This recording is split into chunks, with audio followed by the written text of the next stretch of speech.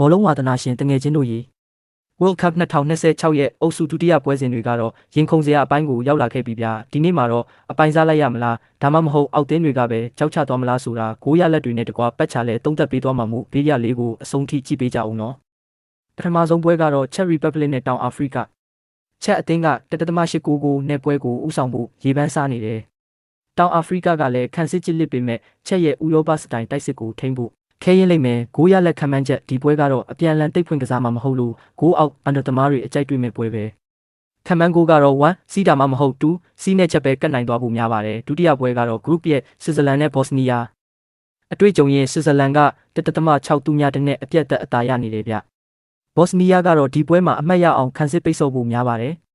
ဒါပေမဲ့ဆွစ်ဇာလန်ရဲ့ကွင်းလယ်ဖန်တီးမှုကတဆင့်ဂိုးတွေရသွားမှာပါကနေဒါရဲ့တကူတော့အစွမ်းပြမှုတွေနဲ့ဂိုးတွေတုံးမြင်ရနိုင်လို့ဂိုးပေါ် over ထိုင်ဆောင်လို့ရတဲ့ပွဲပဲ3C ဒါမှမဟုတ်3-1လောက်အထိဂိုးပြတ်သွားနိုင်ပါတယ်နောက်ဆုံးပွဲကတော့အကျိတ်အနယ်ရှိဆုံး group ကမက္ကဆီကိုနဲ့တောင်ကိုရီးယား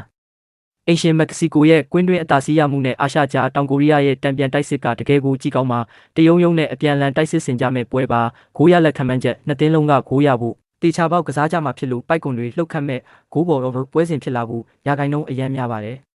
အမှတ်ခွဲကြမဲ့2တရေဒါမှမဟုတ်တစ်ဖက်က2-1နဲ့ကတ်နိုင်သွားမဲ့ပွဲမျိုးပါညီကိုတို့ဒီညပွဲတွေတဲကဘယ်အသင်းတွေကဂိုးတွေအုံထွက်ပြီးနိုင်သွားမလဲထင်လဲကိုယ့်ရဲ့ခံမှန်းချက်တွေကိုအောက်ကခါမှန်မှာပုံပွင့်လင်းလင်းရေးသွားကြအောင်နော်ဗီဒီယိုလေးကိုသဘောကျရင် like နဲ့ subscribe လုပ်ထားဖို့မမေ့နဲ့အောင်နောက်ထပ်ပွဲကောင်းတွေမှာပြန်တွေ့ကြမယ်